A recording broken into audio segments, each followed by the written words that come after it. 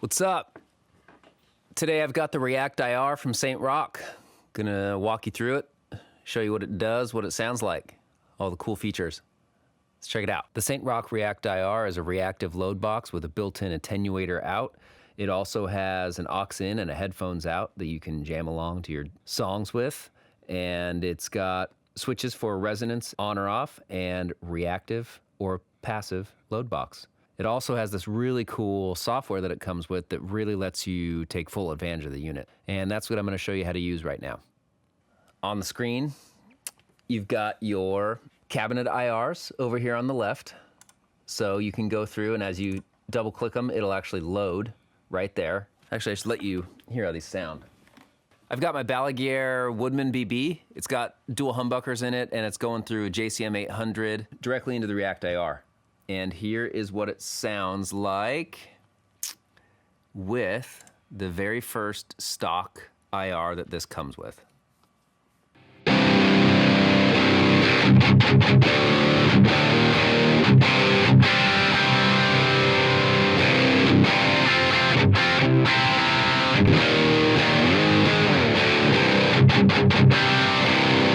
Sounds pretty cool. That's their Marshall 1971 Artiste 2069 G12 H30 probably. Going through the next one.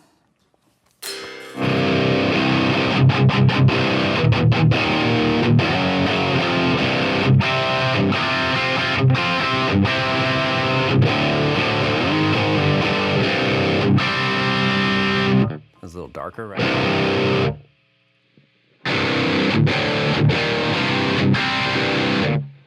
Those all sound pretty good. I'm gonna show you how to create a new one. So you'll double click on a slot, then on here, go to the channel, click on the bottom of it, and it'll give you these options here. You can select your cab. We have 4 cabs to choose from. We've got the British 412, the American 412, diesel 412, the orange 412. I'm gonna go with, let's check out the American, because I love a Mesa oversized with V30s, which this also has. So it's got the V30s, the H30, and the G80. Microphone selection, we've got 57, 121, 421, 70, 160, 414, and then the ambience. Microphone positions, you've got the cap 45, cap on axis, and then as you work through here, it actually shows a diagram of kind of where it is, which is kind of cool. And then the ambience, where's the photo for that? It just says wherever. Oh, cone edge, gotcha. Okay, I'm gonna start with 5. See where that goes, kind of like mid.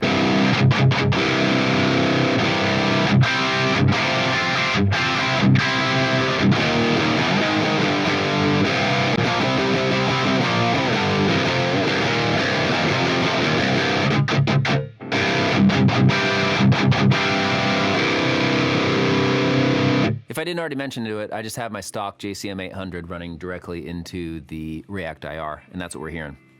Okay, let's try on axis, kind of hear the different mic placements.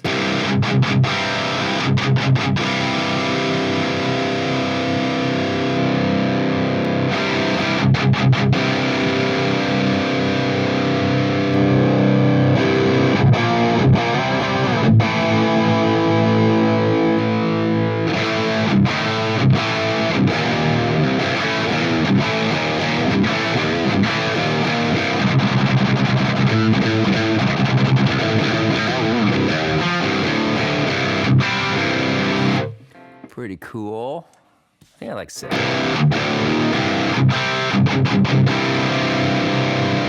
All right, so that's cool. Now what you can do is you can either change microphones, and it looks like as you go through, it'll keep your same position, which is cool.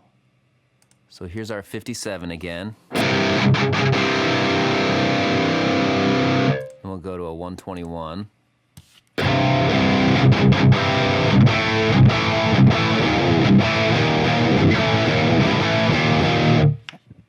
Exactly what I would think.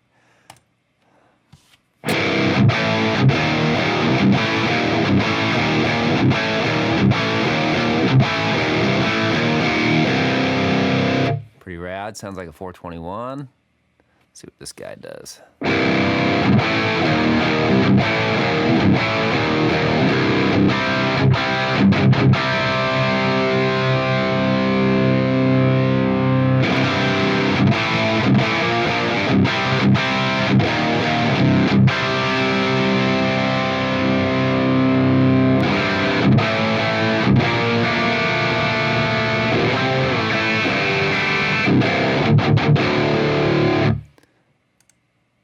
Let's go to the 160. I like 160.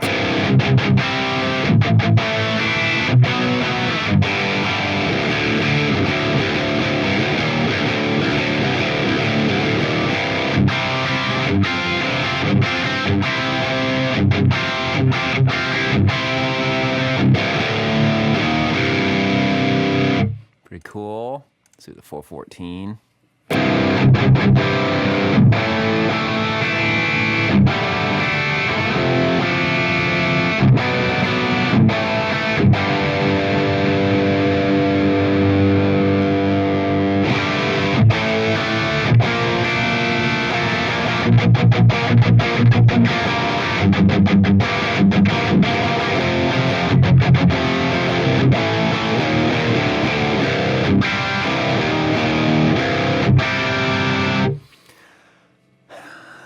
I'm kind of just playing these like really dumb riffs to give you an idea of how, I mean, these are the things I look for. I look for the way the top end breaks up as you're chugging, how tight or flubby it is, what the mid character is, all these things. That's why I'm just kind of playing these like dumb riffs, just so you know.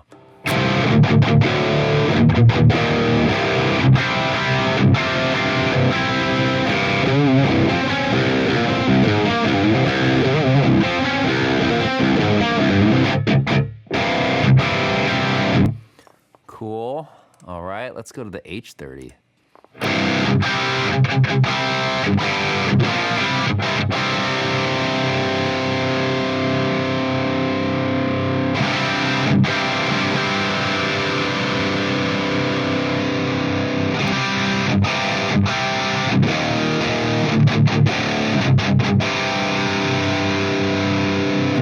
Cool. Let's go to the G80.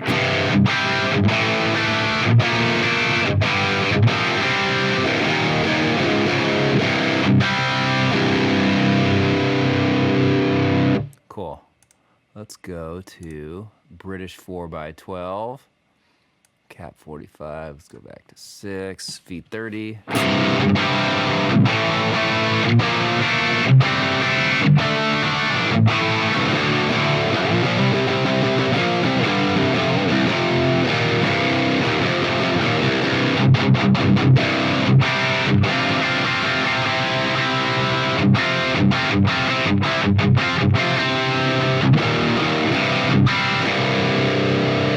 Pretty cool. Ooh, the EVH.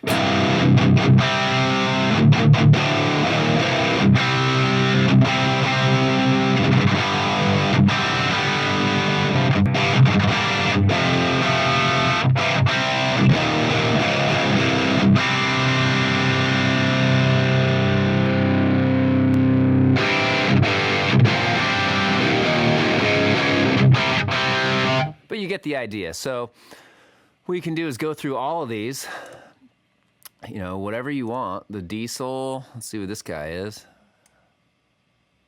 I like that all these IRs sound pretty good too. They did a good job capturing them.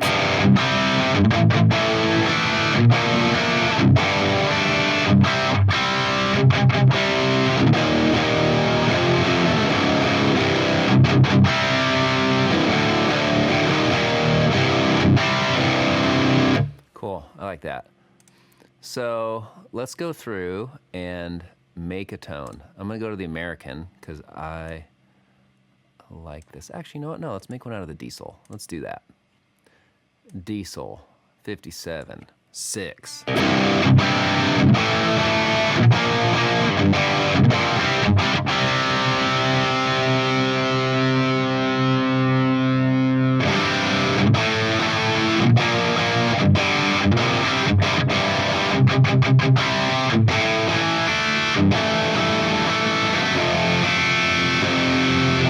Cool. Now Now to add another mic, you just click on channel 2.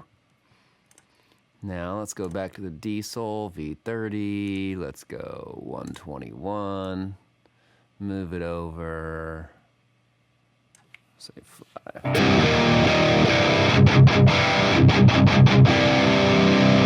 Now if we want to mute that and see the difference, now this does do like an auto gain thing here, if that's enabled, I believe.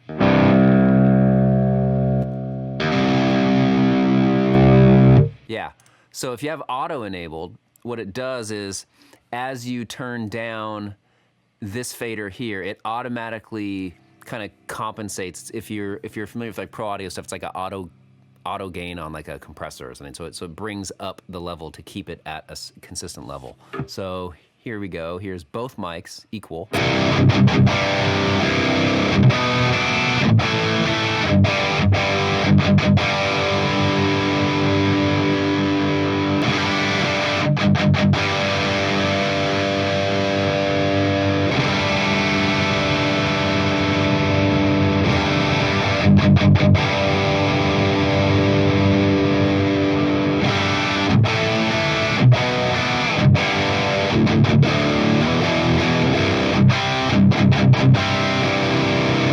Cool. I like these 50-50. That's me. Okay. Now you can keep going and do more and more mics if you want, but I am going to just go with these 2, right? So now what we want to do, burn to device.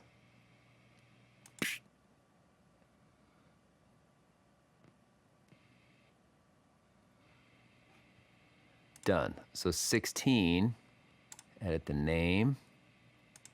We will call this Diesel 57 and 121. Apply. Boom. Now it's burned to the device. Now we can recall that at any point. So say we are tracking, you know, a guitar or a 5150. We want to go to our 5150 that I've created.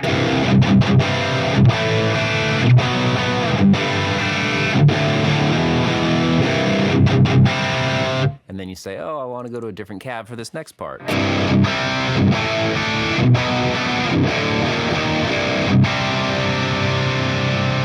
Same kind of thing with the Mesa here.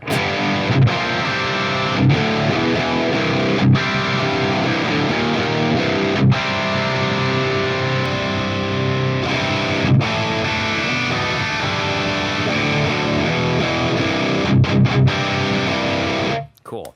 So you also have all these settings up here for the noise gate, tone stack, PA curve, you know, high pass filter, EQ, and you can go through and kind of modify things to, let's see, I think we can.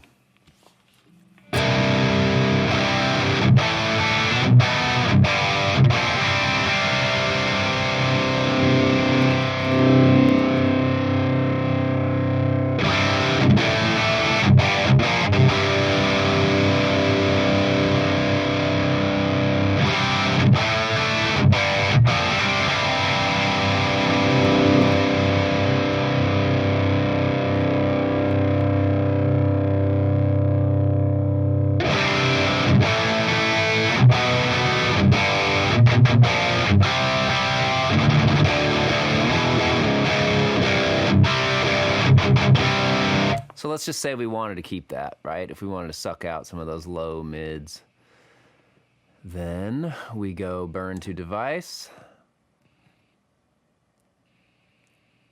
And now, so say we want to go back to our 5150.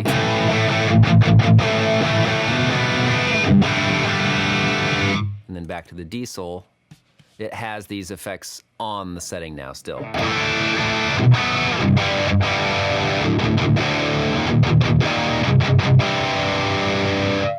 But I'm gonna leave those blank.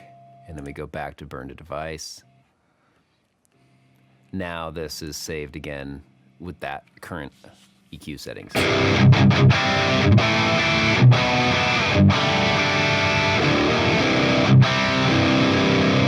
Awesome. Okay, now Couple other things that are really cool about this. One is it's got a SPDIF out, so you can go digitally into your DAW if your interface has that. Next thing I think is cool is it also has, it's got 2 outputs, and you can control the outputs here. You can decide whether you want the left output to be the IR output, and then the right side can be just the DI out of the reactive load box. That way you can kind of decide on your impulse response that you'd like to add after the fact. Or you can switch those, you know, main out and then the right is the DI, or left out and then right is the main out. You know, you can kind of switch those up, which is cool. Also, one other thing to note is when you are plugged into your computer, the thing is fully taken over by this software here. So the front controls pretty much don't work as far as like the actual control thing. But the input level is a like an analog knob, so that does control the input level to the impulse response loader. So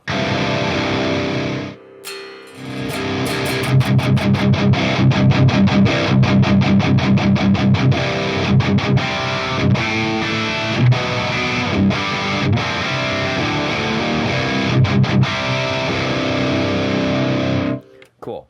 So we've got the resonance feature here. So you should be able to hear a big difference in the top and bottom end here. I'll switch it on and off.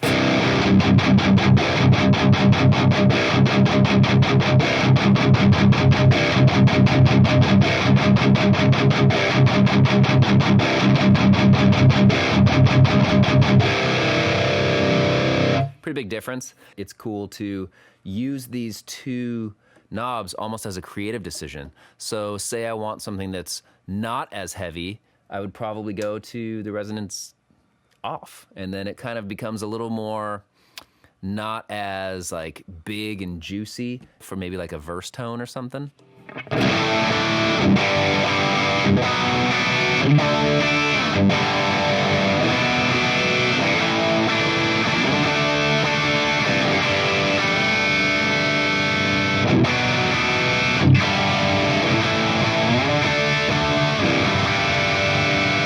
So you could even use that for like just a implied thickness in the mix, which could be cool. And then the reactive and passive, obviously. I'm gonna leave the resonance on for this for now. Here's reactive on. Turn off.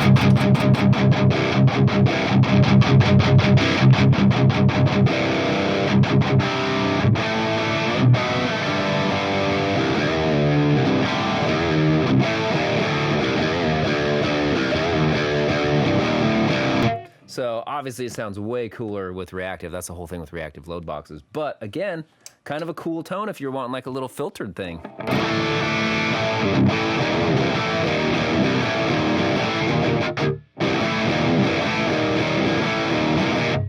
So that could be cool, like maybe for an intro of a song or something, you know, like.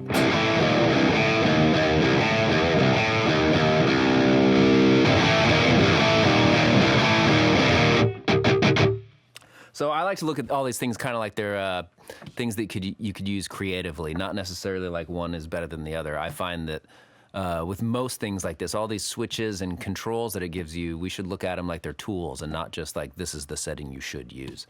That's my personal philosophy. I misuse things all the time for, you know, creative reasons, to make stuff sound cooler or worse intentionally, and I think it's a cool thing to do. Now, here is the thing that I think is what really separates this from something like, say, like the SUR reactive load or any of the other kind of like just smaller like little load boxes.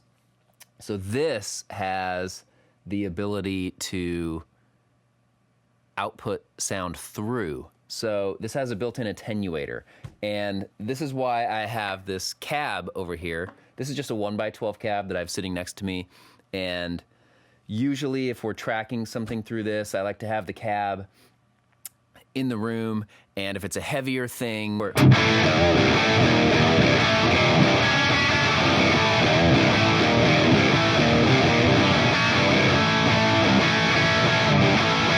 So that, right? And then you've got a little section where you want it to sound like it's a band playing in the room. And what do? You need feedback, right? But we all know that going up to our monitors for feedback just sucks, right? And it doesn't sound like real feedback. So the cool thing is, boom, enter the attenuator.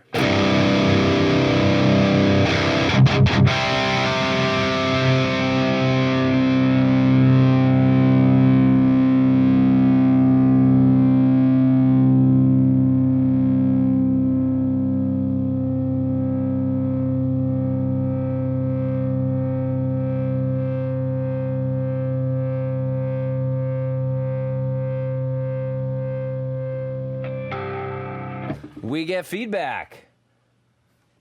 God, I felt like the sound of hits right there. That was rough. To me, that's super important for adding that live feel to a recording. Whenever I get guitar DIs to mix and there's no like life to them, it just kind of feels strange to me.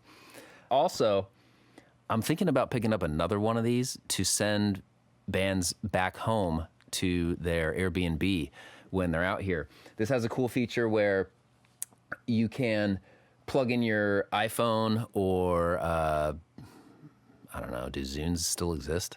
I don't know. You can plug in your phone and say I've given, or if you're a producer and you've given the band a rough mix of, say, like just the rhythm guitars and bass and drums, right? Or say you're in a band and the producer has given you that, but you have to write all your leads still.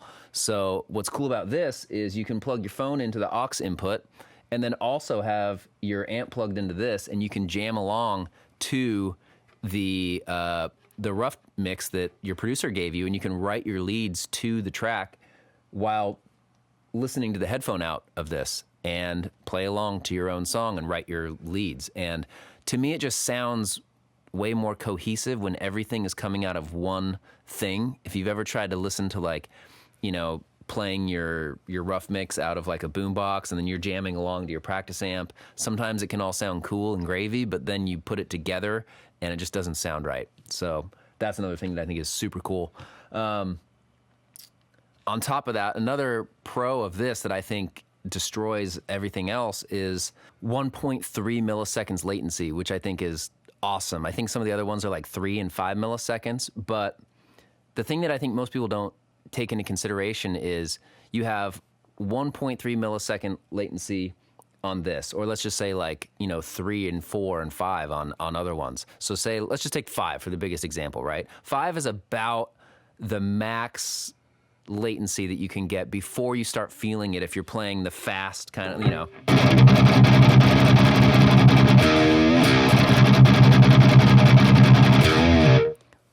Not very good, but you know, you get the point. So if you're playing fast 16th notes, those little bits of latency really make a big difference. And then you combine that with your DAW and your interface, which also adds another, say, like, you know, 3 to 5. Now you're pushing 10 milliseconds of latency. So, and then also if you have speakers that have DSP in them, you're looking at another like 2 to 3, 4, 5 millisecond latency there. So you could have up to 15 millisecond latency. So cutting down that first latency down to 1.3 is pretty crucial, I think.